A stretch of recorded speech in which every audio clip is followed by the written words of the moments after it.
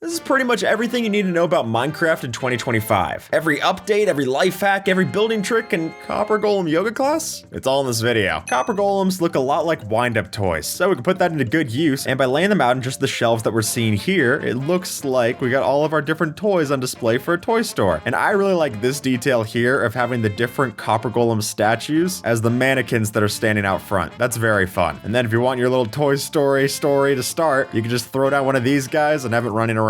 Pretty cool. This surprised me, but you can actually place cactus flowers not on top of cactus. And instead, by placing it on top of a waterlogged block like a trap door or a glass pane in this example, then the cactus flowers start to look like lily pad lotuses. And I particularly love this case of placing down a green glass stained pane that's waterlogged down there, looking like a stem that's coming up and giving us a river rose. While the Chase the Skies drop had us paying a lot of attention to our happy ghasts, our regular ghasts also got an update, considering that now their texture has been made to be pixel consistent with their model, matching up with the new pixel consistent textures on the happy ghast. By stripping the cactus flower off the cactus, then we can take it out of the desert and actually just use it on top of fences to get a whole new stem, which is a huge benefit to the fact that this is one of the first flower items that we can actually place on top of non-solid blocks. And that's why they're taken after the example from Ducky the First of placing this on top of copper rods and then placing that inside of a big pot like so can look great. Just also looks a little bit like a feather duster. While the happy ghast didn't exist necessarily back in Minecraft Legends, in that game there actually was a rideable ghast mount, which serves as one of the earlier concepts for the happy ghast mob that we see today, though it didn't have as nice of goggles, which honestly, that's a missed opportunity. Once you place down a floor of snow, then we can take a little bit of leaf litter and add it on top like so to give ourselves muddy footprints tracking through the snow. And I already love this build hack. We've shown off something similar using stake and invisible item frames, but the fact that this is actually something that's survival friendly makes it so much better. If we go around on this side, we're gonna see that we used our pale oak shelves to give ourselves garage shutters. And I think the pale oak works particularly well as opposed to other options, but we could use other colors for sure. And then if you were to add in different kinds of redstone blocks to the back, it's not gonna make it redstone powered, but it will start to add a little bit of different designs, so you can go and add a little bit of personality to your front block. I love the firefly bushes for the particles, but I don't love the sounds. So the way that we can go about using one of these is that by placing the firefly bush underneath the ground like so on a mud block, you'll notice that its particles do come through the roof, but the sounds will be left down there in the basement, which works out great if you want to place down a whole bunch of these, but you don't want it to sound like you placed down a whole bunch of them. And because they're in darkness under there in the basement, they're also going to be active at all hours, as opposed to just waiting until night. And using that trick with our hidden firefly bushes, we could do the same with our golden stack here, and instead of being fireflies, it instead turn into the shines and glimmers that come off of our golden stacks, which if you're going to have a treasure room, you should go all out. I think this fits right in. Using leaf litter, we can make particularly intricate carpet designs. Now, the thing that you'll want to know to make this design is that leaf litter always places, depending on where you're facing, from the lower right corner and then moves counterclockwise. So you will have to turn yourself all around to get this kind of design, but once you figure it out, you can batch a whole bunch of them in a row and you get something that looks really cool out of it too. And then by switching over into different biome types, the leaf litter colors will change as well, meaning we could potentially have a gray carpet fringe as well. So we've got here different kinds of kitchen cabinets, and what I love is adding in the black candles here for the different handles. And as you can see, across multiple different wood types, these also work really well. And while they don't exactly open up for you to store stuff inside of your cupboards, considering you can store stuff inside of them, I think you're probably not giving up that much anyway. By adding waterlogged barriers to your lake, then you can make it look like leaves and debris have started to build up on the surface. And especially having this underneath some kind of autumn tree, I think that would be really neat. Even though the Happy Ghast Summer Drop isn't on all servers, this is a way to make sure it's there in spirit. Since by taking a mix of white blocks and then using stairs for the cheeks facing inwards, then all we need is a slab for the mouth, 2 more for the eyes, and a bunch of buttons for the different dimples on its face. That alone already gives us the basis for the Happy Ghast, but what I really like about this build hack is that we could take after the original example and add in glow lichen on top of the different goggles on top, giving it the kind of shine reflection that you'd only usually see in a texture. And hey, we could even connect a boat up with leads to the bottom of it if you wanted to as well, making it about as functional as the regular Happy Ghast, just one that's static. Ooh, so if we were to take our witch hut here, we can bring it up to a new level by using the new copper torches, because the eerie green flame works particularly well for a witch might be storing their pufferfish. And then if we were to arrive at our witch's hut and take the copper torches, we can go and add these in, and while it might add a little bit too much light level to the whole place, it works very well with the different color palettes that we've seen with the witch, and with the swamp, might I add. Dried grass doesn't sound like something you want to be growing on your farm, but I'm going to show you why you should add it in. Since by placing down a mix of the tall and small dried grass variants. Then when we bone meal up the wheat fields, it'll come together and look like varied heights of the yellow fully grown wheat plant. So if you want a little bit of variety to your amber waves of grain, this stops it from looking just as boring as it would have normally. With the recent addition to the new bush item that we have, you'll notice it shares a striking resemblance to the dead bubble coral, which if we place that on top of pale moss and a regular bush on top of green moss, that gives us a way to show the pale garden expertly weaving in with our regular forest. So if you want to add a little bit of storytelling to your build, this is a simple way to do it. So the way that you get yourself a copper golem is that you take a block of copper and then a carved pumpkin, you put it over top, and that gets you both a copper golem and a copper chest. Now that copper chest is going to be what the golems will go to as their route. Think of this as their hub. So they'll come back, retrieve any items from here, and then they will sort it to any nearby chests, having a 10 chest limit that they'll search through before they can go and find any chests that have the same item. So if I were to have a chest down that also had grass blocks, we'll see this copper golem walk over and sort the grass block into that chest. Now this one couldn't find the copper block inside of that chest, so it'll search 9 other chests, and then if it ultimately doesn't find it from anywhere,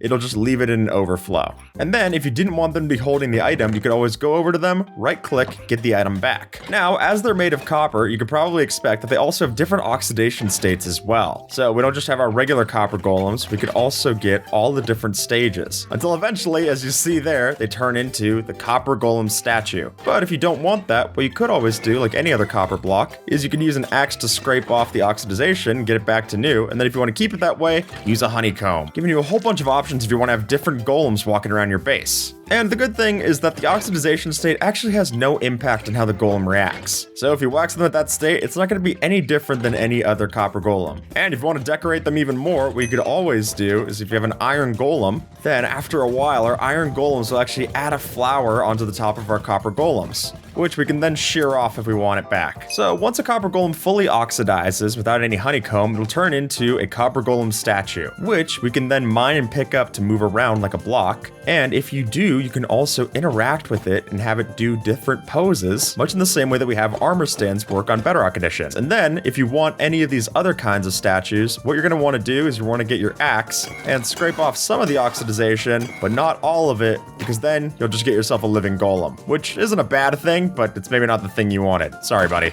And then these copper golem statues can also give out, with a comparator, different amounts of redstone output depending on their state. And now let's talk more about their copper chest that they have. Since we don't just have to get that by spawning in one of our copper golems, we can also get it just by crafting one up. But unfortunately, unlike modded versions which added in copper chests, there's no extra storage inside of these. But they do give you a new color variant to use, 4 of them, in fact. There seems to be kind of a bug where if you were to go and take a regular chest and put it next to any of your more oxidized chests, then it'll always take the oxidization state that's lower. Meaning that if you want to easily scrape off the oxidization, just make yourself a double chest. So if you've been playing Minecraft for a while, you're probably familiar with chest sounds, and you're definitely familiar with how loud they are, which has now been changed. Chest sounds are now going to be lower, and so if you're searching through all your chests in a chest monster like this, it's going to be a lot less annoying for the people around you. Well, we have our copper ingots, that's for sure, but now we can use these to actually craft down into copper nuggets, giving us a new item that we can get by either uncrafting ingots or smelting down copper tools. But we'll get into copper tools a little later. First, let's show off what we can use with these nuggets, since we can now use the help of these to make ourselves new kinds of light sources. So the way that we would do this is that if you take a copper nugget and you put it over top of a coal and stick, then you'll get yourself copper torches, which are functionally no different than our torches. There's no different light level or anything, but they do give us a new green color to look at. And then if you want copper lanterns, we can do the same thing.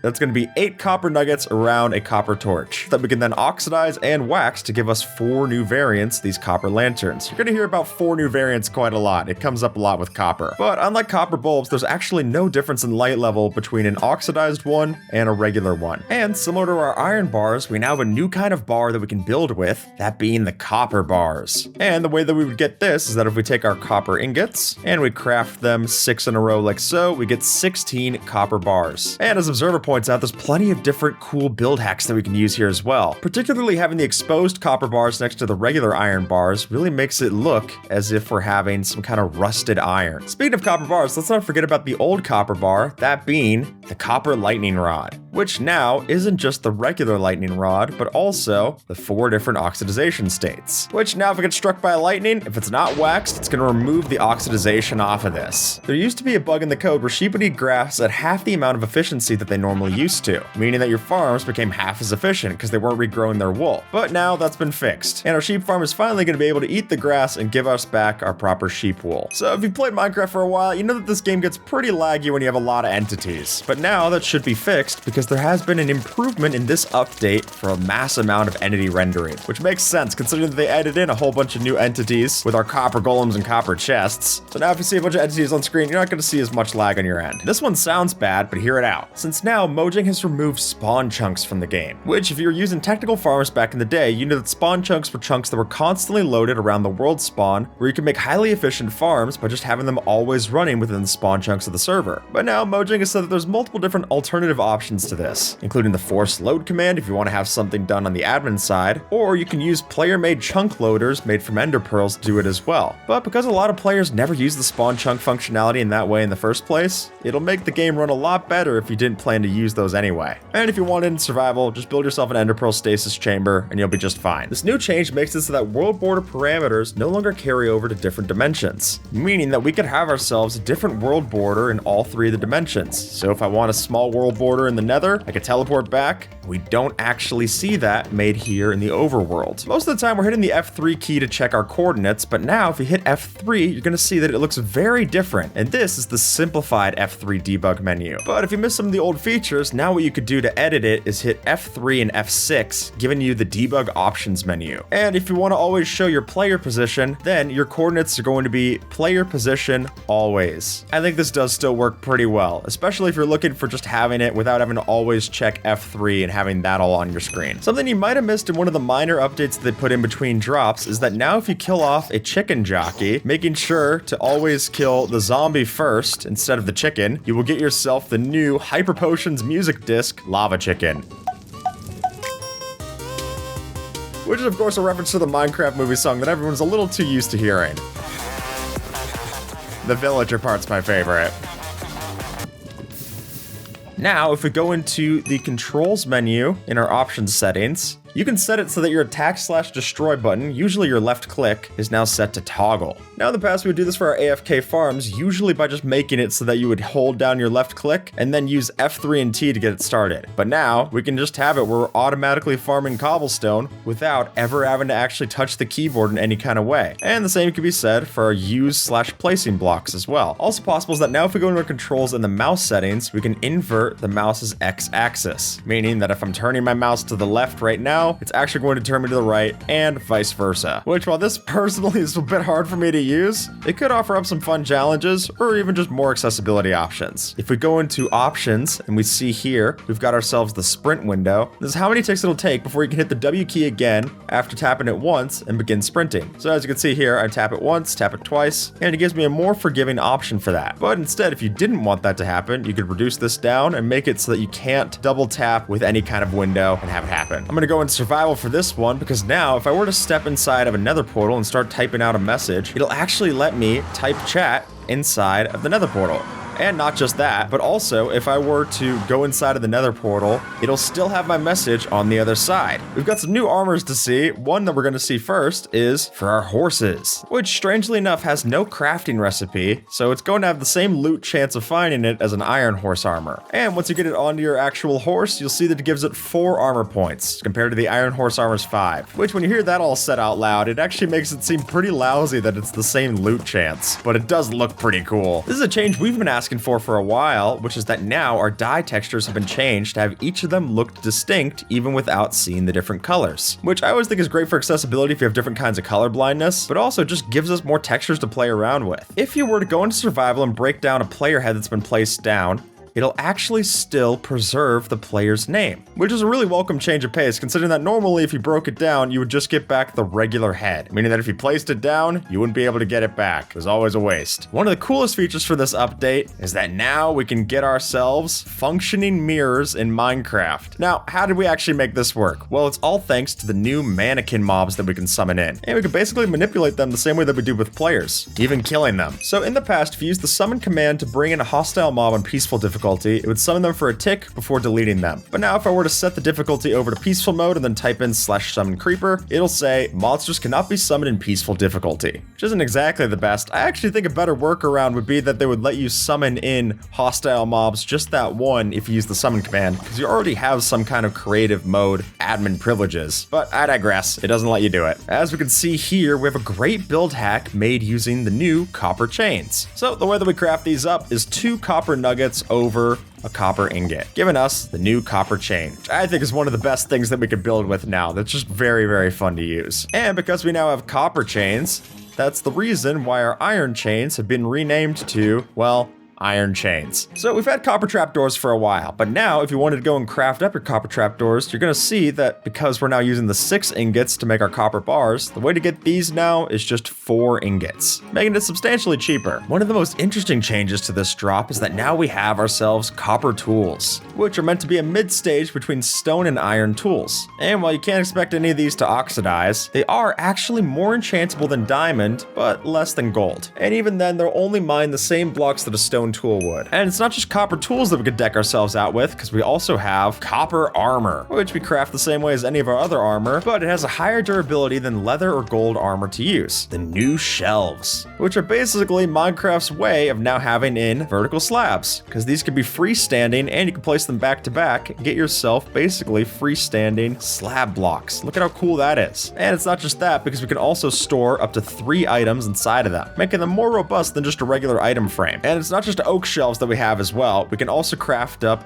a bunch of different shelves for all of our different variants. Every wood type now has a new shelf. So when you power up a shelf, you'll see that we not only get a new texture to use, but we could also have this save our entire hotbar into this shelf orientation. And then, given how we see it here, as soon as I right click, it instantly swaps my hotbar right there. We have hotbar swapping inside of survival. How cool is this? And the way that we craft up these shelves, what you'll do is you'll take your stripped logs of any kind of variant, put 3 along the top, 3 along the bottom, getting you 6 of the shelves. So something that we'll now see in Java Edition are these new end flashes that'll light up the end. And while they don't actually change any kind of light level that we see here on the end island, they do add in a new kind of ambiance that we're seeing in the end. And my favorite theory about these is that they're actually different players killing ender dragons off in the distance. But if you want those turned off, then the same way that we've turned off lightning flashes in the past, you're now going to go into your accessibility settings, and now it's been renamed to hide sky flashes. Turn that on, and it won't actually light up the rest of this place. This myth says that copper golems will drop their flower when they become a statue. So we've got a copper golem here with a flower that it got from an iron golem, and once this little guy turns into a statue, are we going to get that flower back? Well, they sure do take a while before they become a statue. All right, whenever you're ready. There we go. And just like that, we don't even get the flower back. It just fully disappears. What happens if we axe them back to life? They've officially lost their flower. So the only way to get the flower is if you have a pair of shears and you go after it now. This myth says that shelves do not interact with hoppers. So let's see, if I take things out of this shelf, it all fills in from the barrel from the hopper behind it. And if I keep clearing my inventory, it'll keep depositing these same items into the exact same slot. So myth busted. Shelves are capable of holding 5,184 items. Well, by the looks of it, I'm only seeing 3, but the whole reason for that is that if I were to take each of these shulker boxes out, a shulker box can hold 27 stacks of 64. So if we have 3 shulker boxes here, that would give us 5,184 items. Pretty crazy. So if I were to build up a copper golem, this myth states that by middle mouse clicking to do the pick block on the golem, it'll give me the statue instead of the golem. But that's not true. It gives me the copper golem spawn egg. And look at that new spawn egg texture too. So myth busted. Oxidized copper lightning rods are less likely to get struck by lightning than regular copper lightning rods. Well, we've got oxidized copper lightning rods here on the left, regular copper lightning rods on the right. Let's summon in the thunder and give it a shot. Well, looking at how the particles are showing up, it definitely doesn't seem like they're any less likely. Oh, there we go. We got one for the right side, any for the left. There we go. So it's the exact same. It just comes down to random chance. Myth busted. This myth says that we can use copper chains to craft up copper chainmail. Let's give it a shot here. Regardless of what any YouTube thumbnails are going to tell you, this myth is busted. It's cheaper to craft copper chests by making a golem instead of by crafting them with the crafting table. Well, let's find out. So to craft up a copper golem, it would cost 9 ingots and then a carved pumpkin, giving me both a friend and a copper chest. But just the copper chest itself would cost a chest and 8 ingots. So Observer killed off our copper golem, and that netted us back 3 ingots. So when we factor that in, if you kill off your copper golem friend, then it actually costs less copper ingots overall. So yes, it is cheaper. Myth confirmed. This myth says the copper blocks and copper golems that we're getting are being added into our copper trial chambers. And if we go and explore in here, you'll notice that all of the generation is exactly the same. Nothing's changed, and unfortunately so. I mean, there are chains inside of these copper trial chambers. Why would you not make these copper chains? So myth busted, and myth unfortunately busted. This one states that you can craft the new copper items that we're seeing in this update with the help of the stone cutter. Let's give it a shot. I got my copper items here. I go into my stone cutter. Well, I can't put the regular copper in there, and while I can put the block of copper, none of the new blocks are available to me. And in fact, the only way for me to get my copper trapdoors or anything else, my copper chains, I'm gonna have to go into the crafting table for this one. And I'm not exactly sure why. If you're gonna allow us to use the stone cutter for other copper items, why not just make that a broad thing? But I don't know. Myth busted. Copper armor enchants higher than diamond armor. So I've got my diamond armor here. I've got my copper set here. Let me take my lapis and go try to enchant. Only Unbreaking 3 on my copper leggings, but Unbreaking 3 protection 3 on my diamond leggings. So why does the myth exist? Well, the reason is that copper tools do enchant higher than diamond, but copper armor, not the case. So myth busted. You cannot push a copper golem statue with a piston. So let's take our different copper golem statues, place one down, push, and in fact, the piston will break it. This myth is true. And in fact, it is true in all of the different variants of the copper golem. If you wanted it moving, you should have used a living golem. Because shelves are flammable, netherite items inside of a shelf will burn. Well, let's find out. Enable fire tick and get out my flint and steel or lava. What is going to happen to our netherite tools? Oh, looks like the shelf's getting on fire now, and it all pops out. So while the shelf will burn, the netherite tools will all stay safe.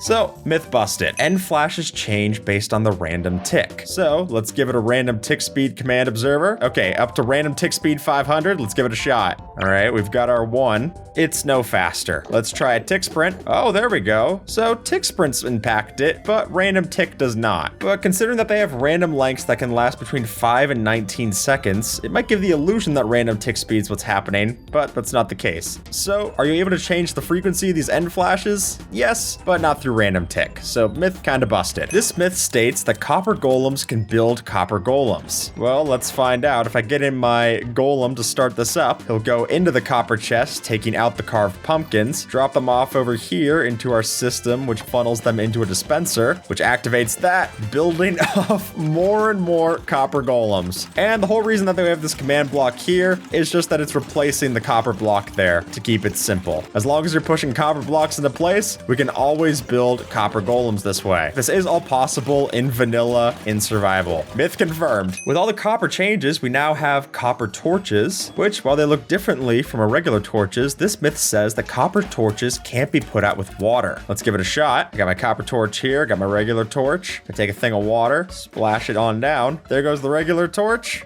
And there goes the copper torch. Sure enough, copper torches have no different functionality to our regular torches. They don't give off a different light level, they just have a different texture. So, myth busted. This myth says that copper golems will trigger a trapped chest. So we got a trapped chest right over here. Let's see if it goes and takes stuff from this exposed copper chest. Will it go and interact with the trapped chest? Oh, sure enough. Youch. It even trapped the friend.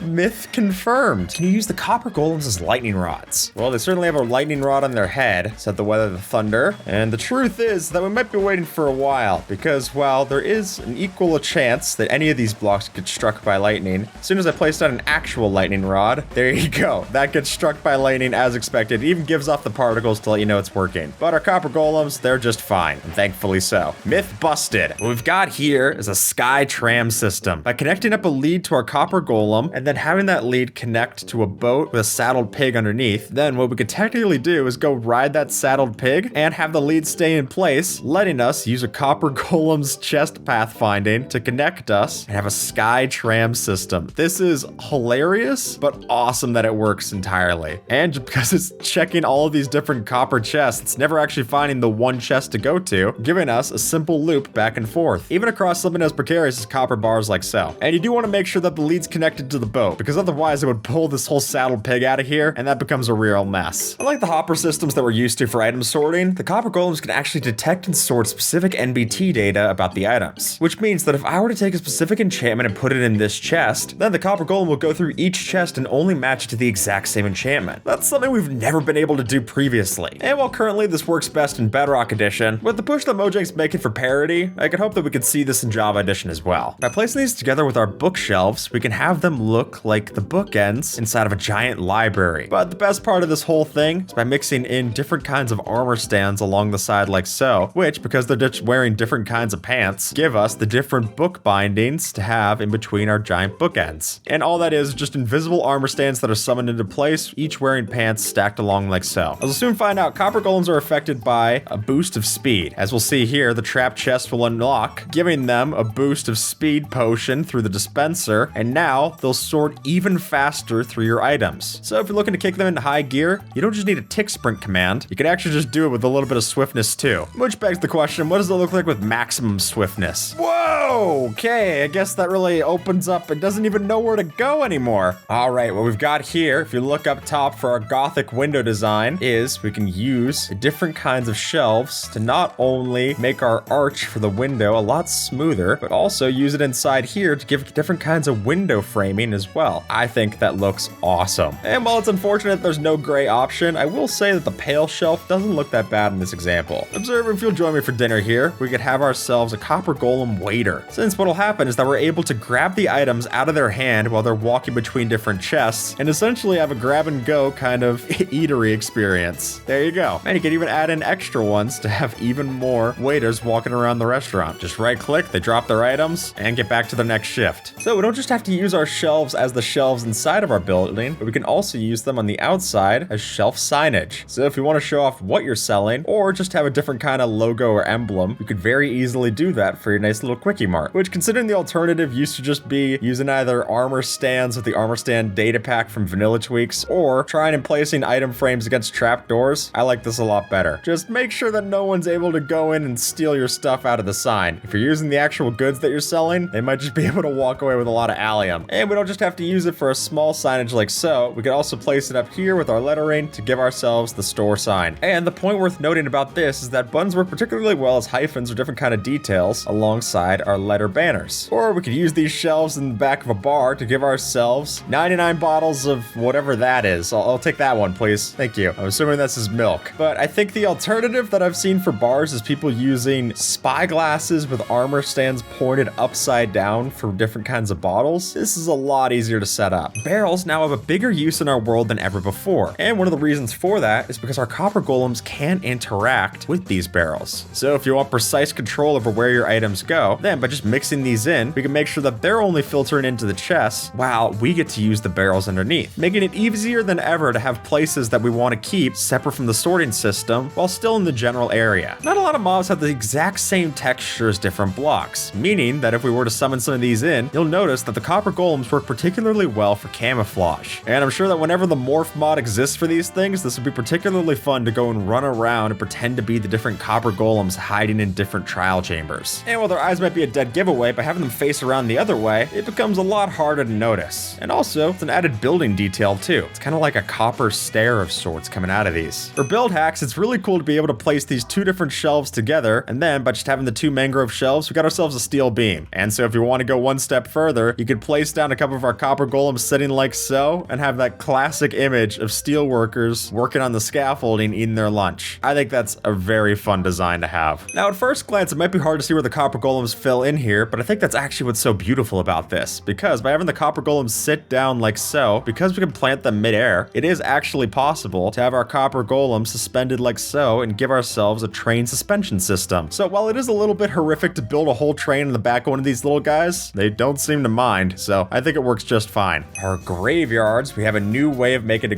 gravestone. By mixing in our pale oak shelves into the mix like so, we can place a trap door over the top, and then the classic RIP right inside. Here we go. You can take a look at all of those stages. Awesome. Feel free to pause or come back to that. And then align it like so to give the final remains. The ship's sail, because by combining these on different sides of the block, if we alternate side by side, we could technically make it look as if our sail is rippling within the breeze. And then angling it like so, even on a small scale ship like this, you can get some pretty cool detail. Because when you usually use wool or different kinds of carpets and banners, this actually keeps it a lot thinner, which for smaller scale ships works a lot better. Let's say you're down in the mines and you find yourself with another chest monster while you're down here. So if you need to go and sort that out, you could just keep the materials for a copper golem inside of your ender chest. So then at any point, you could deploy it and have your workforce on the go. So if you're starting to get a mess with your chest, that's fine. Just place it all inside this copper chest here and let it sort it out. That way you can keep mining while your friends end up doing all the work. We're not just using these guys for sorting, because if we were to set up a copper chest here with TNT, have them activate it with a pressure plate here, then they can filter in even more into the chest through the dispenser, giving us a completely automated TNT system that even reloads with the help of this little guy. Thanks, pal. And we don't just have to use that for dropping TNT downwards, since we could also use this for TNT cannon operators. And if I head over here, if I were to summon in one of our copper golems, have it grab some more TNT from our oxidized chest, then as it walks up, it's gonna hit these pressure plates, activating into different amounts of dispensers on different ticks, giving us a TNT cannon that our village is unfortunately familiar with. But what's great about this too is that it's not even hurting our copper golem, because it's all getting dispensed into water and stuff. He's just completely fine. And it'll walk up at different places, filling in different amounts of TNT. And just imagine having one of these set up outside your friend's base. Not only do you hate them enough to build this, but you hate them enough to hire someone to do it for you. Or if you want something less destructive and a little bit more friendly, we can actually use these for custom NPCs. Since the way that we would do this is that we would just set up chests in different locations and essentially control their pathfinding to have them walk around and make your village look like it's come to life. Just something as simple as having a copper chest over here with some kind of block and then a regular chest with a hopper. You can keep them working just fine. And then, as you're hearing right there, we're dispensing the blocks that they're putting from this chest right back over to the original spot. So it's just a hopper pipeline, keeping all of those copper blocks into the system, throwing it up with a dispenser right here, and keeping them walking back and forth, doing their daily chores. And then if you wanted it to stop, you could just interrupt the cycle. Pretty cool. In normal survival, it's impossible for armor stands to hold our shields. So if we want a way for them to hold our shields, then we could use this by having the copper golem equip our shields with chests that they're not able to reach, giving us a new way to display our banners horizontally. And plus, I love that it holds it as the proper model as well. It's not just an item in their inventory. It's actually something that looks like it's displaying properly. That's so cool. Copper buttons were unfortunately not added in with our copper golems, but we can make pretend that they were by having the top of its lightning rod head stick out through different blocks on top. So a transparent block like a trap door, like so, gives us a way to have these copper buttons aligned, giving pretty industrial rivets for our railway system. Here's how to use one copper golem to sabotage your friend's sorting system. So once we get a copper golem into the mix, we could have it completely ruin your friend's storage system just by placing down a secret other chest to collect up their stuff. And the way that you'd want to do this is by placing down another chest that's closer or closest to their copper chest. And hey, worth noting is that they also open up trap chests too. So if we get our copper golem in, it'll open up the trap chest and unbeknownst to it, ruin our friend's storage supply and leave its friend trapped in the process. That was really just a not efficient life. Oddly enough, these weren't actually added in with the trial chambers, which would have made sense considering how much copper was down there. So if you want to go and populate your trial chambers and give them a new kind of feel, you could add this into the mix, and once you've cleared out the copper chambers, give you a completely safe way to have a lot friendlier of denizens walking around. What we have set up is a copper golem showing off the different ways to do aerobics class to the rest of our copper golems. And I think this is so creative. Just the idea of having down little bits of wool for the different mats in the yoga class is awesome. And then you can just use the different poses for different kinds of moves in the class. This is my personal favorite. The sitting down, I pull that one a lot. Oh yeah, and then the candles for the water bottles. I didn't even notice. That's awesome. As they give us a more subtle slope, and because we can stack them back to back like so, we can mix these with walls to make really nice gradual arcs for our circles. Plus, you could also change this out to any kind of color that you want with the different shelves. There's so many different options. For build hacks, everyone loves showing off different kinds of cars, but if you want to build a simple car, this is a really nice way to do it. All we're gonna take is some solid wood blocks like so, and then we're gonna face in stairs to the back like that, a couple more at the back like so. That gives us all we need for our wheels. And now for the new part, we add in the crimson shelf at the beginning and a couple of sea lanterns for the headlights. Add in your glass, finish with trapdoors, and your car's all set. Here we've got the lock for a door using entirely copper golems. So what we're supposed to do is check for different kinds of posing. So if we have this one sitting and this one in the star formation,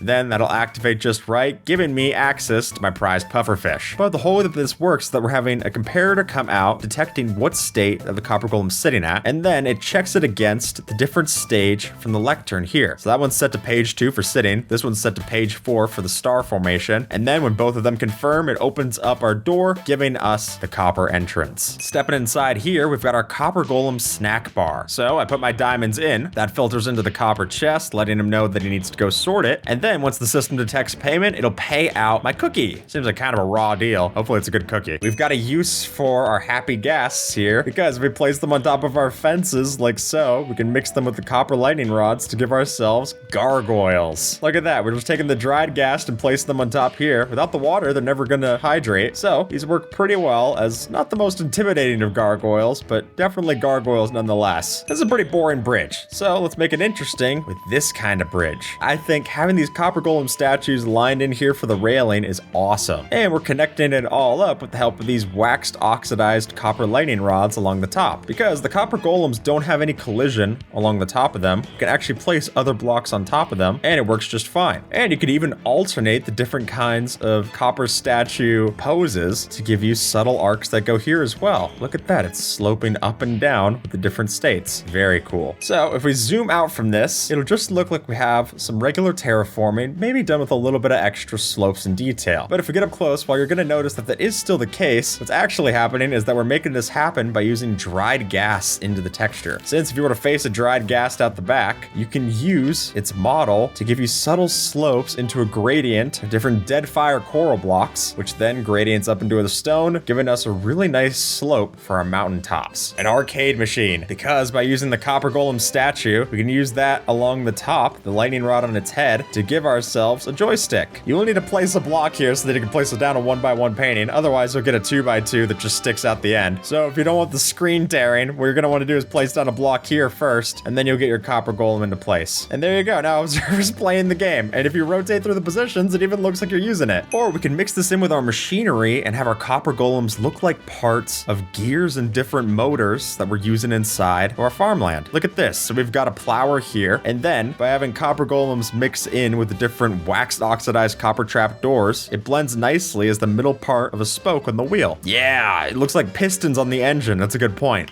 Then if you're able to automate them like so, you could have them fire, and now the pistons on the engine have moved that way. Neat. And while we've been paying a lot of attention to using the front of the shelves, it is worth noting that the different back sides of the shelves also gives us unique texturing to use here, and particularly mixing it with our different stripped oak wood, or stripped wood of whatever kind of wood variant you're using for the shelf, I think looks great. So while they can't be rotated, it is worth saying that even just seeing the back side vertically like so does look pretty nice. That's a good point. It looks like the studs of where you might have hung up your painting in the past. So if you want to tell the story that you're moving, you could place down a couple of beehive boxes, have your painting there, and it looks like you just moved out your one painting and you're moving on to the next. By combining up the power of our copper golems with the allay, we can not only reunite them from the mob vote, but we can also use the allays to drag items into where we want, spawning our loot like so, and then by using this to trigger the allays to drop off their things into our hopper system, that all filters into the copper golem's chest, and then it sorts it up like so. So as long as you're picking up loot, these allays will automatically sort it into where the copper golem needs to pick it up from. Very cool. While in a mob farm, they tend to drop a lot of loot and equipment that you're not going to be using anywhere else. An example of that would be our piglin farms. So if you want an alternative for that, we could take our copper golem to pick up the items and then smelt them down into nuggets, giving us more of the golden nuggets that we're looking for. You could even add in a crafter and have it automatically craft into ingots or blocks if you wanted to. But if you're only trying to collect the stackable items and not trying to have all these one slot only items filling up your chests, then you could have it pick it up, and then this comparator filters it out in exactly a way where as soon as we get any other items in that chest, then it'll actually start to peel it out of there, giving us the melted down items into this blast furnace. And that's not the only smelting that we could have with these guys, because with the power of this, we're gonna have our copper golem powered super smelter. So it takes all the items that we want to smelt up here, brings them along to this top chest, and then with the help of this hopper minecart, it'll all filter down into each of these furnaces equally, giving us the most speed while we're smelting up our stuff. He doesn't even care about the stairs. He'll just go and do the job in the fastest way possible. It's kind of commendable. And as long as you're keeping enough fuel for the system to work, you'll be just fine. So what we've got here is mixing in our different warped shelves with some of the oxidized cut copper to give ourselves roof spires. But the real pièce de resistance here is that we're adding in the copper golem along the top with a candle and an oxidized copper lightning rod right on top of it, which you can mix together pretty easily. It's just the copper golem, and then we place a support block like so, face the lightning rod underneath, and then the cyan candle right along top, giving you a really natural blending of the different models to get your roof spire. Now, obviously, one of the flagship ways to use this is for an easy sorting system. And now, with the help of our shelves too, we could also incorporate these in to easily know where which item should go. So, okay, this is going to be our emeralds, diamonds, and amethyst chest, but because he's bringing over these, he's going to go and sort it into whatever chest has that same item. So he's got the wheat. Obviously, it's not going to fill into our materials chests. So while it is a little bit slower having to go and check each one individually, as soon as it finds it, it will sort it into the wheat chest that we have here, giving it 16 wheat. So for a sorting system that uses absolutely zero hoppers or redstone, that's pretty cool. So what we're showing off here is using this idea for copper golems inside of your copper fountain. Now, it might be hard to notice them until you get up close, but sure enough, with all the new oxidized copper golem variants and the copper chests as well, you can sneak these in and get really nice looking fountain designs. I like it as well. It looks like the different kind of statues that you would see spitting out water. So we've got our copper golem here, we've got it sitting down, but what we're going to want to do first is use a dispenser. By dispensing it and having the boat stay on top of a chest so that it doesn't sink, we can line it into place and then have it positioned perfectly for the copper golem to both sit inside of the boat, or at least look like it is, and have it rowing the boat with the oars. And you can even position it up like so to have it actually look as if it's pushing the oars midway. I mean, it makes sense it would have to stand up. It's pretty short. We've shown off how to make water coolers in the past, but this has to be my favorite version of it so far, which is just mixing in our different shelves like so, and then with a fence along the side, we can have this look like where you actually dispense for the water cooler. And then if you want hot or cold, you just use these different banner colors, a red chief or a blue chief. Awesome. If you want to keep your hoppers with your sorting system, then we could do something a bit more complex here, where we have a proper copper golem hopper sorting system. So we've got our copper golems walking along the top here, keeping them aligned with this path here, which I gotta say, it looks a lot less humane, but it is definitely functional for whatever that's worth. And then if I were to input anything I want to these chests, giving it coarse stir, the different things that we're seeing around here, concretes, all that, my copper golems will wake up, check the chest, and then bring it into the rest of our system. And here we go. We'll see them start to walk down the assembly line and sort things into the different chests. And obviously, by having multiple of them here, it's just going to go faster. And even more brilliant is that they don't have collision when they're walking through each other. So it's not even like adding extra copper golems is going to slow down our system. And then we combine it all with hoppers here, giving us the proper sorting all the way down here. Here we've got a copper golem maze experiment. Since if we were to take a copper golem into this system, have it open up our copper chest, and then we'll see how it pathfinds through this, finding the shortest possible area to go towards the regular chest that it's sorting into. And as far as mob AI goes, I think this has to be one of the smartest mobs that we've seen introduced yet, giving you a fun way to hint towards the player where's the correct way through the hedge maze. Almost like the assist mode in Mario Odyssey. It would give you an arrow showing where to go. So if we were to walk into our store, we can now set up our shelves for our own kind of supermarket sim and use these as the display for our counter. Well, I'm not stealing anything, you don't have to watch me that close, but I think this is a great way of displaying things within your shop. But it's a lot more interesting than just having your stuff stored in another chest. And it basically does the job of both an item frame and a storage slot in one. Very nice. Another one with shelves is that we can build ourselves the puppet show. So by using different kinds of letter examples on our banners, which there's plenty of online resources to go and get started on these, using these different banners to give ourselves the lights for our little puppet show. And then if you wanted to, you could go and sneak in the back here and try to do the puppet show. If you're looking to add some sound design to your machinery, then you could do so by getting in some copper golems underneath the floorboards like so. And so by just hiding them down to here, and here we have it where it's actually visible underneath the copper grates, but if you wanted it just to be ambient, you could put some other block on top. Then not only do we get the metallic sounds of them walking around, but their occasional spinning and whirring will also add new things for details to your machinery. And if we added in the infinite loop chest system that we used for the custom NPCs in the past, then that would add in even more copper golem noises as they're opening up and moving items between the chests. A sofa! So by using the spruce stairs, usually the way we would make this is just by angling them like so, which don't get me wrong, that does work. But if you want a little bit more sitting space, now you can use the shelves along the side to not even lose that much room to walk past, but still have the arms for your couch. Oh, yeah, you could add these for buttons along the side, like you're sewing up your couch. That's fun. Ah, here we go. So if your friend's someone who likes to build up with a lot of copper, then we could use this idea to take a whole bunch of carved pumpkins and turn their whole base into a whole bunch of copper golems and copper chests. The copper chests aren't so bad. Having that many people now living in your house might be a bit of a mess. And I think a particularly great way to do this would be going inside of a trial chamber, taking a stack of carved pumpkins and just completely ruining the ecosystem down there. With the ability to change any oxidation state into a copper golem, this really gives us a lot more options than just having it be the standard regular copper blocks that we could transform. And now it gets a bit laggy having that all there, so maybe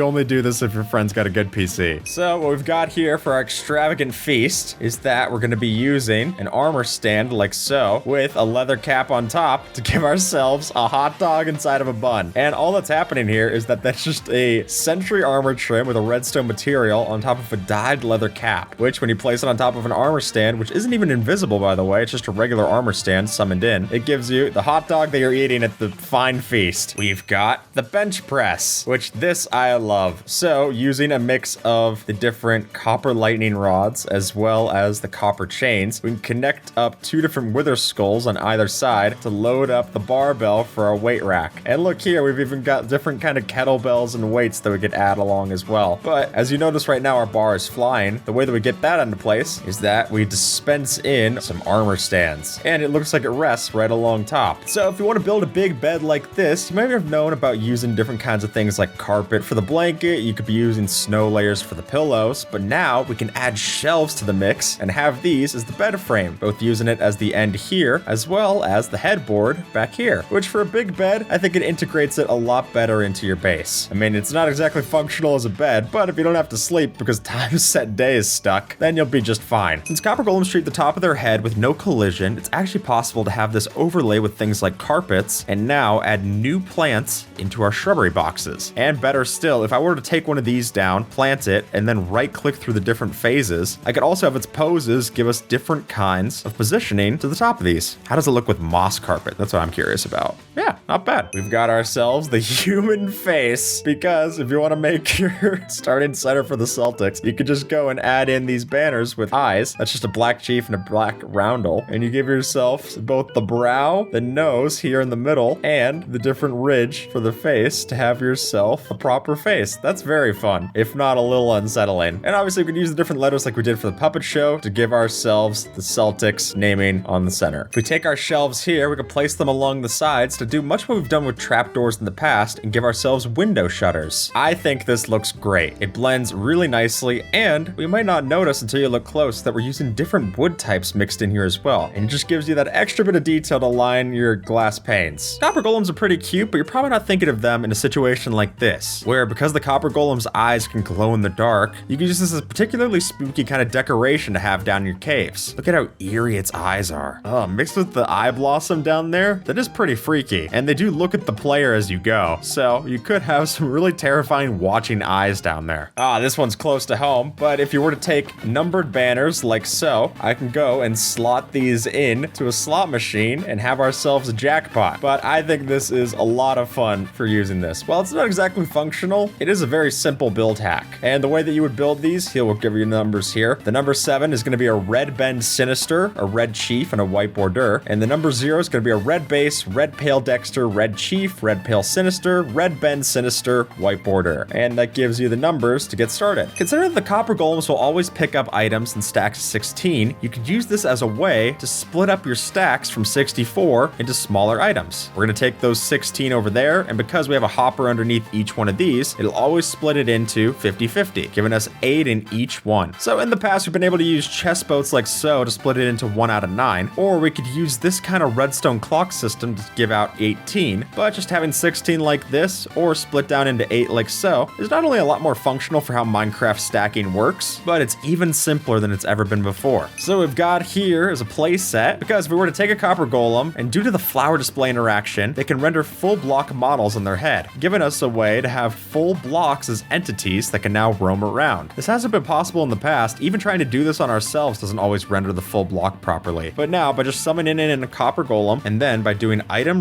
place entity at near type equals copper golem, we can change out, I'm assuming armor head, with a block that we want, like a grass block. Oh, nope. Well, that's funny too. Oh, so worth keeping in mind is that you have to change out the saddle slot for it to render properly. But once you get it into your world, it's pretty cool. By using a couple of sitting golems underneath green carpet like so, we can have them look like the different balls that you would see in a pool table. And then with some signs aligned like so, that gives you the pool cue that you can use for a proper pool table. Which really goes to show you how far we've come for pool table design, considering that the original design that I used to see was a bunch of grass blocks lined with oak signs. It's definitely a far cry from that, and thankfully so. All right, what we've got here is a stoplight, which if I go and zoom in up top, by just using fully colored banners, we can give ourselves a proper stoplight to use for your roads. Because hoppers interact with these, if we had a hopper over top, we could technically animate it with redstone, having it slowly filter in for beep, beep, beep, and get ready to go. Very, very cool. By linking several of our copper golem statues together, we can rotate them in different ways to give ourselves giant copper golem chains. And when you stand back, it looks really cool for keeping a pedestal like this alive. Definitely expensive, but also definitely regal. So I think it fits, especially being able to use the different oxidization states here mixed in. That's really neat. If not a little symbolic, having to look at all the faces that you used to build up your empire. So if we place down our copper golem statue right in the middle of this here, we could then take the map and put it in item frames to give ourselves a waypoint that we're denoting on top of the map, because it doesn't collide with the block that's on top of it, so we could move it as well. If we wanted to have the waypoint over here, just change the pose. I think that's awesome. An autoplay jukebox. Since what'll happen is that our copper golem will take the music disc out of this chest, then place it into this one, having the hopper filter in our relic music disc like so, and then once the music stops, it filters right back up to the top, giving us a chance to listen to that track again. Now, traditionally, we're not making item sorters underwater because the redstone just wouldn't mix to make it feasible. But now, because the copper golems work just the same underwater, albeit a bit slower, we can actually have a way to filter our chests down below. And while you're trading a bit of speed, you do get a lot more functionality. Plus, it's not like it's going to explode anytime soon, making this the safest item sorter that you could possibly make. So our copper golems look a little bit silly having to stand up like this, right? I mean, they're floating midair, but unless you're pinning them up like so, it's probably not actually blending in well to your build. But we can make tall copper golems by adding in armor stands that are wearing full copper gear, and particularly using different kinds of armor trims to give the copper trims onto the armor. We can have ourselves tall copper golems. Look at how cool this is. And hey, they also get to retain their arms, giving us the first time of ever having arms on an armor stand. So the way that you would build this out is that you would have the dispenser at the back here. You would take your copper golem statue, place it on top of our trapdoor down there, and then by having the armor stand in here, we could take that, use it with the dispenser, using the dispenser here on the second level block so that it places on top of our trap door, and then now we can go in and add in the rest of our armor. So it's a bit complicated, especially compared to using creative mode commands, but it is fully possible. And now we have our copper golem soldier, copper golem mech. And the way that we did this is just by using different amounts of copper golems for the limbs. Because if you have them sitting down like so, it looks like the feet. If you angle a couple in the arms like so, you can make it look like biceps. And then by having one sitting up at the top, it looks like whoever's piloting the mech down here. Awesome, awesome design. Also shocking how well it works with the acacia shelves. What we have here is a variable redstone clock, because by spacing out copper chests and regular chests at varying lengths, then we can use this to isolate our copper golem from different chests, giving us different amounts of redstone clocks. It's literally just based by how fast it walks. So it's an easy way to set up a hopper clock-like system without having to know how many items you need for it. And from the nicer uses for the copper golem to one of the meaner ones, because by just having all of the items filter from this chest at the top down to the copper chest below, we give an infinite loop of this copper golem having to go and put the items that it's sorting up here. Job well done. It goes and checks down and sees what there is to do, but unfortunately, there's always going to be more buckets of pufferfish to go through. Or even crueler yet, we could use this option using wind charges, because what'll happen is that if we got this copper golem in, it takes the items from its copper chest, and it'll try to bring it over to this chest, but all of the wind charges that we have getting activated every time that it walks over will keep it from ever being able to sort it into the chest. And all that's happening here is we just have redstone along the top from this, and that connects down to the redstone that we're getting from the pressure plates below. Ooh, I don't know if this one's any better. As the internet was quick to find out, it's possible to take the star pose of this copper golem and place it along and give yourself a bit of an extra torture here. As you can see here, by just giving them a base of a waxed oxidized copper block, they work really nicely as garden statues. And because we don't have proper garden gnomes to display, I think this is perfectly fine to have garden golems. So if we were to take our small dripstone and point it onto the ground like so, then we could use a debug stick as well as our small berry bushes to connect it up and give ourselves tiny little saplings. So what you're gonna want is to set the thickness to tip level merge, but not only get a unique kind of tree with its unique kind of bark, but we also get a bit of a larger tree, at least something that's 2 blocks tall as opposed to our regular 1, which isn't that bad if you're looking for a unique kind of farm. What works great with the different kinds of acacia that we have are the new waxed copper bars, because if we're looking at these, especially next to the acacia door, it practically looks identical, which I think is awesome. Just unfortunately, they don't mix up naturally between our fences and our copper bars. If you wanted to do that, you'd have to use that debug stick command from earlier and then go through the effort of having them connect. So the idea here is that we're using a mix of smooth stone as well as our regular stone to give almost a lighting effect from our windows. So if you were to basically picture where this would triangulate out, you could build a staircase down and get an easy idea of having the angle for your light. So if you don't quite have vibrant visuals yet, this is a good way to introduce it into your world. And observer is another good idea here too. If you wanted to add an andesite, you can make it look like it's a dimmer light on those blocks. Here we've got the gas trash can. So the way that this works isn't anything to say about our ghast itself, but if we go and walk on top of the ghast, it has collision for only the duration that someone's standing on top of it. So I go and throw out all of my items like so, and then as soon as I step off, they all fall into the lava. I like that a lot, of just going over here, throwing out all your things. It's basically like the trapped chest, but as a solid block. So if I'm just throwing out all my stuff, it's only going to last as long as I'm standing here. Then I walk off, it falls into the lava underneath. Awesome. Yeah, I think there's a lot more you can build with that than just a trash can. We just had a lot of garbage to clean up on set. So if I step off, this armor stand's gonna fall through. Look at that. See ya. So it's like a player-only trapdoor. Functional happy gas train station made by the Redstone Sprout. Look, they even got chairs for us to wait in. This is so polite. So by clicking this in, I've now got the stop. So the happy gas train is gonna stop at my junction, and then it rings the bell, it stops it. We can get on, join me, observer, and go and ride it to our next stop. That's a time gate. That rocks. There we go. So that gives us the chance to press the stop and get off of that junction. I mean, you could have multiple of these together as well, giving us multiple different gas and multiple different seats on the train to ride. And I saw a video of someone showing this off where it was a multitude of gas on the train. That was so cool. The bubble elevator. I go and stand on my gas like a so, and then I use bubble columns. I can send it down, and I got myself an elevator to both floors. What if we sit on it? There we go. Okay, so if you sit on it, then it's an even easier elevator. Now we've got the mace drop squad. Now I'm gonna give this to you because I trust you better with a mace than myself. So if I were to get on my gas here, I'll stop it by standing on top. Now I can ride in with observer, and then if we were to see anything down in the lower decks, we could just stop the ghast and then jump in with a couple of maces and drop from above and kill them. They aren't the fastest mode of travel, that's for certain. Get them. Oh, come on. All right, observer, finish him off. Yeah! That's awesome. And then you just have a couple of snowballs. You get yourself right back up to the guy. So here we've got the happy ghast carousel. So the way that we do this is that we can set up the happy ghast in a circular minecart rotation like so. And then by attaching saddled pigs underneath them, we go and ride these, flip the lever, and we've got ourselves our carousel ride. That is awesome. I love how fluid it looks with the leads too. It follows the arc really nicely there. You can even color code the pigs in a different way too. The happy ghast hitbox will block players. And so if we were to trap one, manipulate it with a minecart, then we can make a full door that opens and closes with using no pistons. There we go. We just slide it into place and we've got a little bouncer. It's also a door that smiles at you. What's better than that, huh? Could you imagine trying to buy off the bouncer with snowballs? Just like, hey, don't tell anybody. All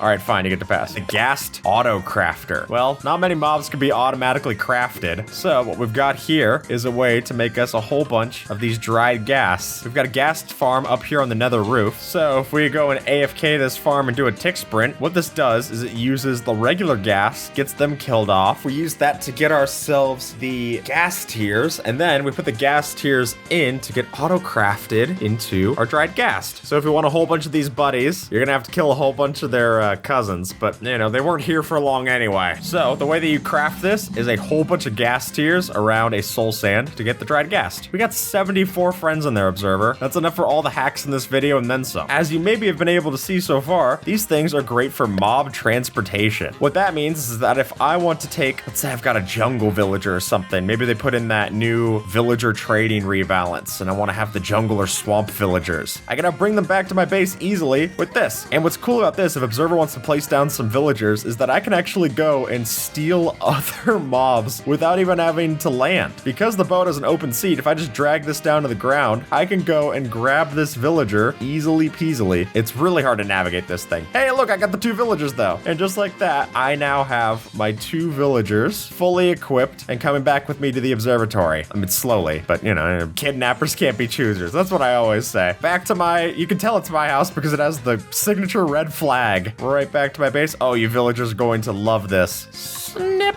And just like that, I've got 2 new friends to join me in my happy well, okay, to join me, apparently. Thanks. Yay. No, I guess your job was done. I'll send you the tip. The gas stable. Or you could make a proper aircraft hangar if you wanted to. I like going a little more rustic for these guys. But instead of having something that's purely minimalistic to store them in, you could just make a big enclosure for them to hang out, rest up, and then get ready for the next derby. Oh, except for this one, I can't fly out. All right, don't forget, you're here forever. See you later. Bye. We've got the gas replacement prank. And you might have been hearing some weird sounds during all this, and the reason for that is that we went through and replaced your friend's happy ghast with an unhappy ghast. If you want to go and make an uneasy alliance and bring one of these through the nether, then that's a real rude awakening when they have to go deal with an unhappy ghast blowing them up. I mean, unless you're just insane with it like me. I don't know what to tell you there. And you can even use the gas tier to make a new dried ghast. If we take our boat and then I go and attach it to my ghast, I've now got the laser warship. Check this out. So if I'm floating around, or maybe observers floating towards me, this will be able to take me down from the skies, because as you get close, those guardians that we have inside of the ship are going to be able to blast me from afar. Look, even it just getting baited towards me, I'm all of a sudden getting lasered down. Oh, okay, thank goodness it flew away. I was really hoping we were good. I don't want to see the end of skip the tutorial and just ow, okay. Oh yeah, just floating by your friend and bringing them death from above. I mean, the fact that the guardians aren't suffocating when they're outside of the water is already awesome. I just think that's very, very fun. And technically, you could bring other boats too, right? So if I were to connect my boat to this boat, we've now got the ladder of death. I mean, if I saw this coming towards me, I would just be like, well, okay, that's my fate. Yeah, it's just rich, isn't it? This is like those guardians in Zelda that were able to fly. You're just like, all right, I don't know how I'm supposed to go against this. I don't have a shield or anything. Just go and kill off all the squids. Yeah, we got reports of a couple of spiky fellas up in the air. Yeah, look at it. You can literally blast the squids from above. That's awesome. This is an awesome way to kill squids. The best ink farm we've ever found. Observer, I feel like you're gonna like this one. So what we've got here is that if we use a wind charge dispenser machine plus the lead, then I can hold onto this lead, shoot off the wind charges, and then use that as a way to get my gas off for blast off. That's cool. Being able to drag up your gas like that. So all that is just having a bunch of wind charges next to the water like so. So just a wind charge in all these dispensers. We go down here, shoot ourselves up, and then if we're holding onto the lead, we got our gas ready for takeoff, which is good because they move pretty slow. You want to get a head start if you can. Much like we've done in minecarts in the past, as an elevator going up, we could just hold right click and do teleportation right across. Now Observer's got a fast right click macro. Let's get a little demonstration there. Nice. You've got machine decoration. Look at this cog we've got here. Just another gear in the machine. Just we have placing this down. Those very quickly start to look metallic. I think actually placing it next to these lightly weathered exposed copper blocks, they actually blend in pretty well. It's like exposed stone or steel. That's pretty neat. And it doesn't do anything. It's not an actual redstone component, but it is cool. Oh, you're looking very spiffy in your new End City armor, Observer. The gurgle sound machine. This is charming.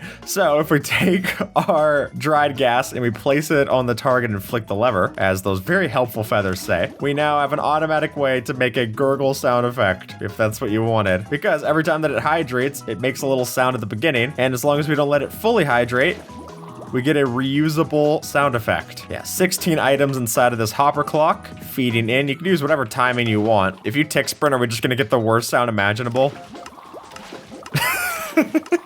So if you want to annoy your friends, I guess this is a way to do it.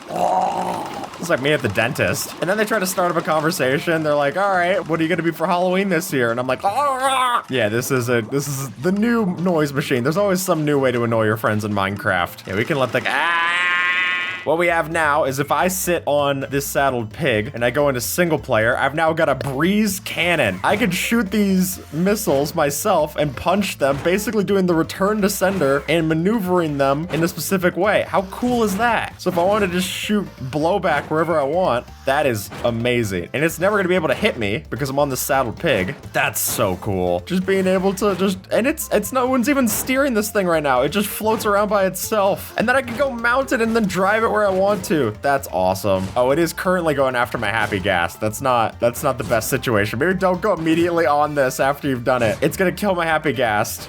Ow.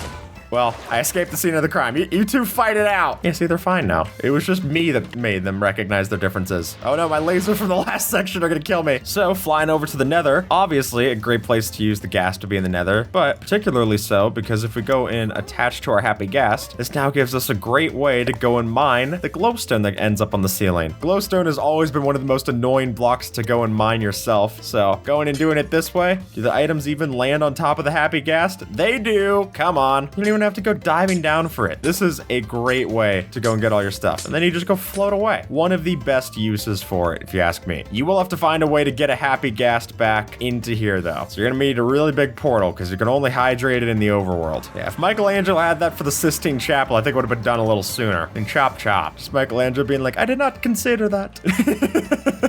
So what we've got here is our little plushies on the bed. And because, ooh, that one's not so plush, but the dried gas looks shockingly like a little squishmallow that you can put on your bed. I mean, the mob heads are a little barbaric, but they actually made pillows like this and sold it for the Minecraft movie. We saw that in the Minecraft movie toys video we did for Skippy T. It was just as horrific there. You know the pillows that you flip inside out to show your emotion? It looks like that. So if you use the debug stick on Java, you can switch it over to be the happy emotion. So now your boyfriend or your observer, or both, I won't judge, will be able to know how happy you are. Oh no, the debug stick even reverts too. So if you want it to not revert, you're gonna have to tick freeze or something. Happiness is fleeting.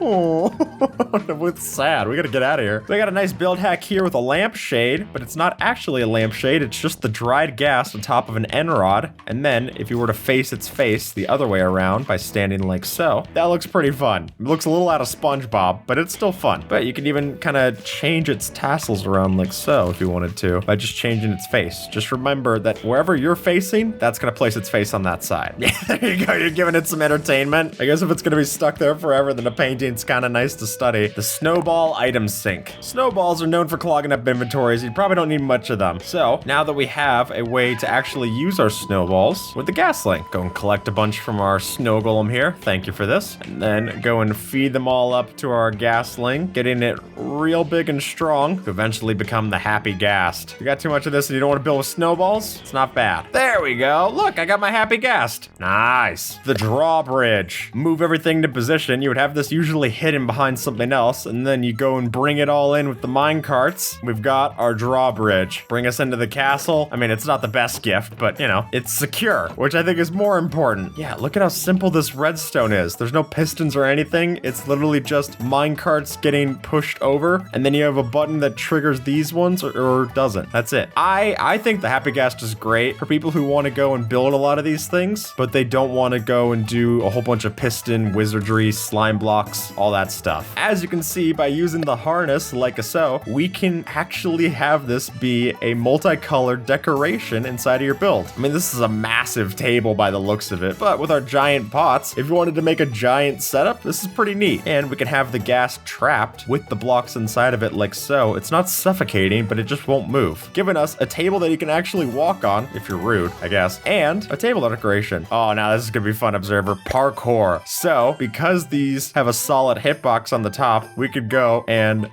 jump between the different happy gas and time it just perfectly to have a parkour course. And there we go. And right over here, awesome. I saw someone make some really cool parkour. I'll have to send the clip to the editor, but it was awesome. Skybase axis. So if I go and leash up my ghast, and there's my perfect skybase. I mean, what's a better way to reach your skybase than with your skybased friend? Now I'm at my skybase. You're just gonna want to remember if you go up here to leash it to something else. There's nothing worse than getting up to your skybase and then having no way back down. But hey, pre-Elytra, this is a pretty fun way to travel. A little cramped. Is this the Illuminati? Okay. Oh, that is a fun decoration. So by having their harnesses like so, we've got basically curtains to design our walls with. How about that? A mob build hack. And then, I mean, it looks a little funny from this side, but by just having them all parked there, you can change this out to be whatever wool color you want. Now that looks a little gross for the curtain. Maybe we should wash those. But the red, that looks particularly nice if you ask me. I am biased, obviously. I mean, if you don't mind the sounds, they're very noisy curtains. End city rating. So, much like the ancient cities, these are going to be even better equipped to help us get some new equipment from the end cities. So, if I go and bring all of these along for the ride, we're off, Observer. Killing all those pesky shulkers that end up on the outside, just turn on hitboxes, and now I can see them all easy peasy. Go fly around. I can shoot while I'm actually flying, but then if I want to go and avoid their sparks, I can even kind of parkour on these things. Oh, wait, no. Oh, that's just rich. Can I get my snowballs out in time to actually lead it up to me? I think if I right-click it, yeah, I can even save myself from the fall by right-clicking it. Nice. So if you just want to go over to the end city ship, you could just raise one of your dried gas in the end, and now that gasling is going to grow up to be the perfect thing for you to get, honestly, the perfect replacement for it. But hey, of an apprentice, if you can't immediately reject it when you find something new, you know what I mean? And then you can just fly by. Later, gasling. I mean, that's one of the biggest benefits to being able to craft them is that you can just go and bring these dried gas and have happy gas in any dimension. The point of number 23 is that instead of using scaffolding, we could just use our new friend, the happy ghast. Because if I wanted to go build, let's say, oh, I want to go work on this over here, this bridge. Well, no worries, because I can literally get off of the thing, stop moving, and build just fine. I mean, this is so much better than old scaffolding. It's not even fair. So you can even hold crouch on the edges, as Observer's showing. You don't even fall off. It's literally a solid block, proper block collision. That's so cool. So I can go and build up my thing. I mean, I maybe started I could just stop it. Bam, bam, bam. That is just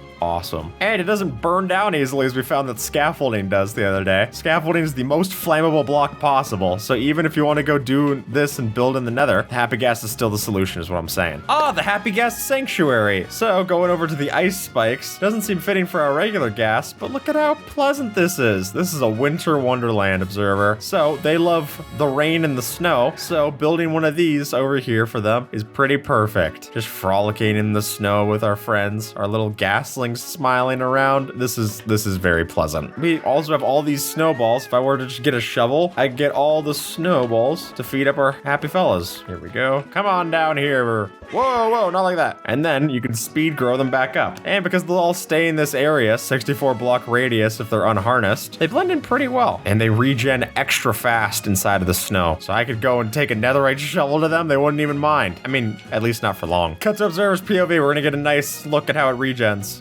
There you go, it's already back to full health. So, an ice spikes like this, a pretty solid place for your happy ghasts. The fake nether. So what we've got here is a safer version of the nether, because by switching out these for some happy ghasts, now our soul sand valleys aren't nearly as dangerous. They're still a little decrepit. Skeletons don't exactly look nice in anyone's closet, I'm speaking from experience. But look at that, we've now got a particularly safe nether to explore. I mean, I will say the happy ghast without the saddle, you could have me fooled. That does look a little daunting. Just looking up and being like, okay, are you happy or are you not? Observer, you want to see my balloons? Because if I have a gasling, like so, it looks like I'm holding along a little balloon. We've done this with a laze in the past, but I think this looks particularly fitting. I mean, maybe the open gills are a little disgusting. I wouldn't want to have any balloon like that, but from the back, I'm just a normal day at Disneyland. It even sounds like you brought the kids. It's a statue. Mixing this together with dried coral blocks, dead coral blocks, we can make a pretty cool statue. I actually like how these blend together a lot. And then with the giant cape at the back, that's awesome. Yet another fun build hack. Yeah, the tentacles attached to it, nice. You know what, I gotta say, adding an update that's not only a great mob, but a great block to build with too, that's good stuff. Observer, what do you think of our giant pixel art? So, taking inspiration from what Mudcripe did on Twitter, we've got, check out how awesome this is. Since it can use all the different harness colors and all the 16 different wool colors, we can actually build something pretty impressive. I mean, there is a whole lot of tentacles coming out of it, but seeing that we can use the invisibility invisibility potions too, then you can make this look a whole lot better. I think that looks very funny. What a marvelous tree.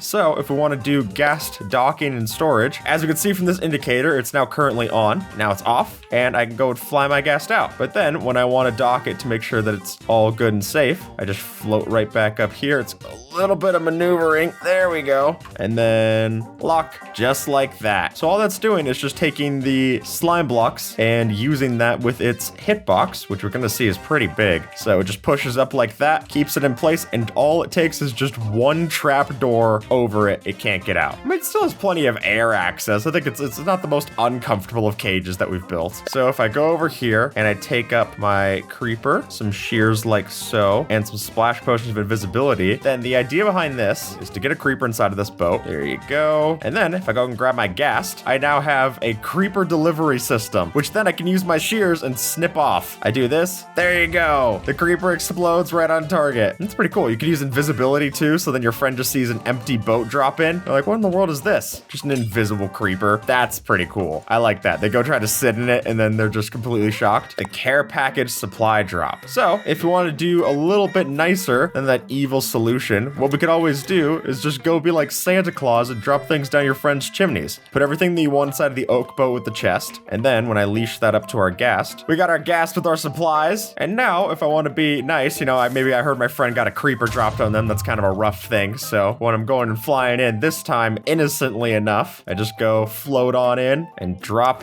the toys. And then off I go. I like this. I like leaving little gifts for my friends. So this is a particularly nice way to go about it. And you can store a lot of stuff. I mean, 27 things. Yeah, Observer's kind of loading it up right there. All right, so this design by Reflack lets us have a way to place down a dried ghast like so. And then it'll time out exactly 5 minutes and remove the water just in time to give us a perfectly timed 5-minute clock. And no happy ghast. Look at him. Look at how angry he is. I mean, I would be too if I was permanently just a mechanism and a clock. Should we name him Big Ben? So what it's doing is after enough time, it's going to go and actually just drain the water off of it. There we go. So it drains it back, and then look at how sad it gets without its water. Well, we don't have to feel bad about it. We can just go to our next section. Let's go head over and take on the dragon fight. Oh yeah. So saving a couple of our extra ghast tiers to make a respawn for the dragon. Place down our end crystals, and then we're gonna ride our ghast into glory. I'll take this one. So you can technically use this as a way to go easily break the end crystals. I mean, you could break them melee style. I'll probably still prefer to go with my standard way of the old bow and arrow trick. But look at how easy this is now. And granted, if you're doing this the first time that you're finding, it might be a little slow because you have to wait for the whole ghastling to grow up. But for an easy dragon fight, better than Mojang's official advice of bringing a stack of obsidian. Ooh, be careful standing on these things though. That's a good point because it actually is possible for it to collide like a block on the top of the ghast, and then you get the dragon magic hurting you. This is a particularly evil prank. You've heard about it raining cats or dogs, but what if it was raining silverfish? Because as it actually goes, if I were to take my happy ghast, during rain and snow, they have accelerated regeneration, which is great for them, but if I were to add on top a poison and an infested potion, like so, there you go, and then an infested potion. Now, every time that my ghast takes damage, it'll leak down a silverfish, and it keeps regenning, so it's not ever gonna die, and it can keep being poisoned and keep leaking silverfish. I mean, that is just, that's a horrendous sight. That's actually a thing out of a nightmare. Just having these drop down on you. I mean, it's also the sound of the ghast getting constantly hurt, which isn't exactly music to your ears either. I do think that's pretty funny though, just to swap your friend's shower with one of these. Nice. So this is the beach decoration. We've got a couple of these mangrove roots here to look like dried seaweed. And then if you also want a way, you could do the little beached octopus or squid with the dried ghast. It's a little sad, but it's hard to say it's not fitting. It's kind of like when they put in the dried up version of Corsola in the new Pokemon game, because they were like, oh, okay, well the coral reefs are all dying out. It's like, it's sad, but it's true. You know what I mean? Too real for Minecraft. This unhappy dried ghast. That actually is how I look on the beach, just sun-baked and sad. This is all just a horrible sunburn. Using together the boat and our ghast by attaching it like so, we have the perfect thing for a build hack for a hot air balloon. I think this looks great. We've built so many hot air balloons on this set. It'll be cool to get to switch at least one of them over to the happy ghast. And then by stitching it together with a couple of blocks that are transparent like so, we can keep it in place so it's not floating away. And the boat goes a little weird, but you know, it's a hot air balloon. Probably helps with the magic. I don't know how hot air balloons work. Like, what's more hot air than a ghast? You know what I mean? And because you can switch out the harness with all the different colors, colors. I mean, you can have a lot of different hot air balloons too. 16 different colors. I mean, I'm always going to be partial for red, but some like yellow or even just the standard white could be nice. Okay, so shear the harness, swap it with your regular color, or honestly, just the standard happy gas looks pretty much like a balloon anyway. I mean, maybe with a few tassels in the wind, but you got a lot of different options. Using those tentacles to good use, we've got ourselves the happy gas car wash. I think this looks hilarious. Could you imagine just riding through on your horse? Just ride on through, get a little brush up here. Nice. I think that's a pretty fun build hack. And hey, it's automatic. Oh, we got an observer enhancement coming in. Oh, nice. You flood the water up there and then you get the drifts coming down. That's fun. Good use of the particle effects, observer. Have a breeze blow you off. That's how you get dried off. Yeah, just scrub it all out. I want to be squeaky clean. Man, that breeze is really excited. Look, man, everyone loves having a summer job. Ooh, we're in the ancient city for this one, and the reason is that if I were to take some night vision and go exploring with my happy ghast, this gives me a great way to travel without triggering anything in the ancient city. Now, granted, getting off and on is going to do things for the skulk sensors, but as far as just this, look at me. There's no actual sound. This is like an electric vehicle. Now, opening up chests, that is going to trigger something, but if I had myself something like a diamond hoe to go and take out these skulk shriekers strategically. Oh, you're gonna want to step off of it first so you break the blocks faster. But now I can go and open up this chest, loot it up, and I'm completely safe. So all I'm saying is if you're gonna use wool to make the ancient city safe, maybe put it into a harness and do that first. This is great. I feel so safe in an ancient city. I've never felt this safe before. I mean, it's slow and I can go step off here, loot up my stuff. That is a great haul. Chorus fruit is a real pain to go and farm. Now, let's say that we've got our bow. That's usually a pretty good way to go and get your stuff from it. But with the help of the happy ghast, I can just go right up to these chorus fruit, break the flowers, and pick them up easy peasy. I don't even have to stop flying. But even if I did, we know that the items are gonna fall on top and stay completely fine. Consider that these are a plant that you have to go and farm actually keeping them tall. That would be the benefit for this. Obviously, other plants, you just go and break the bottom stalk. It's no worries. But for something like this, that's pretty good. You can even go and use it to go trim the top branches of trees if you want to. Here we've got our taxi service, or an Uber if you want to use that instead. But what we could do is we could charge your friends a toll service for using our happy ghast to get around. Now, how you're going to enforce it, I don't know. I mean, maybe you get one of the angry ghasts to go and do some collections. But I think the idea of having these around the server and then having people pay to then go and use them to ride around, get a quick lift, it not only allows you to have a new way for people to get around, but it also lets you make the whole thing a lot taller. Because now, building on the second level doesn't have to be inaccessible. You don't just need an elytra to get up to the top floor if you're offering everyone the chance to ride on one of these. All right, on to the semi-permeable moat. We put these into the ground like so. This hostile husk will try to walk over to us, but it can't because it's only a platform when a player's standing on top of it. That's the same way the trash can worked earlier, but now the husk will just fall through. Granted, I probably have some lava or something down there to kill it, but I will always be completely safe. Just go and escape onto here, completely fine. Ow! Oh, so you want to move fast because if he walks onto it while you're onto it, then you will get hurt. But you can bait it and then get it to fall that way. It's not the prettiest moat, but I mean, moats aren't supposed to be pretty. Happy ghast will designate a home area depending on where you first interact with it. So that includes harnessing, deharnessing, unleashing, or dismounting. So similar to a smokestack or a beacon, if we were to have a happy ghast and then give it a harness or something here, dismount it at the location that we want, then it'll always float back. So I go and dismount right over here. I've now got a big red balloon to go and look to see where my base is. Man, it does wander quite a bit though. But within that 32-ish block range, then it'll still fly around and you get a pretty good indicator. I mean, if you're close enough to see it in that range, then you're close enough to know where your base is. So if you want to mark where you left a chest, or maybe you dropped something off from the shears, just interact with your ghast and that'll give you a rough area to look out for. Especially with hitboxes on, this is very easy to look for. Observer was asking me what happens if you make these guys invisible, what happens with their harness? Well, as we can see, we've now got a giant hat rack. I love this. We've done a lot of giant build hacks on this, but I guess when you got a giant mob, it makes sense. We can now have on display for our giant a proper harness. That actually looks like it would fit the giant too. Are we able to manipulate that? There we go. It's even a little big on him. What happens if I go sit on this? Does it put the goggles over him? It does! That rocks. Really cool. I love that. Llama storage. A chest boat can be leashed, and that only has 27 slots. But if we have 2 max strength llamas, then those both give us 15. There you go. Now we're at 30. And then attaching them both up to the boat like so. So now I've got the most storage possible with my happy ghast. I mean, we can't put chests chests on these things yet, so this is basically the best way to do it. And as Curtsy brings up, we could also go and chain multiple to the same boat. Meaning, if we were to take a chest boat and a max strength llama, put them together, put a chest on our llama, then we can stitch that up with another chest boat, another llama, and it gets really crazy. I mean, you could move your entire setup. Think of it, you put shulker boxes in here, that's like everything you have attached to all these. I mean, considering you can't move chests with pistons or flying machines in Java, this is about the next best thing. Don't mind me, just bring it in the shipment. And of course, you could also shear it off like we did in the past. We've got Happy Gassed Frogger. Well, much the same way that we did parkour earlier, we've now got a proper Frogger minigame, or Crossy Roads if you want to think of it like that, because putting them in minecarts, they're not gonna stop for us. So now, we gotta go and jump. It's actually pretty hard to do. We gotta go jump strategically across. The middle one being stationary is a little tough. Hey, I did it. There you go. Yeah, you can always just right click on them. I wonder how map makers are gonna disable that. So just like we've had Elytra flight courses in the past, we've now got the Happy Gassed flight course, which by the looks of it, we also have some hazards here with some lava placed in, which wouldn't normally be as big of a problem if it was Elytras, but because these things are so big, now it's gonna be an issue. Here, you can even stand on them so that they're staying steady. On your mark, get set, go!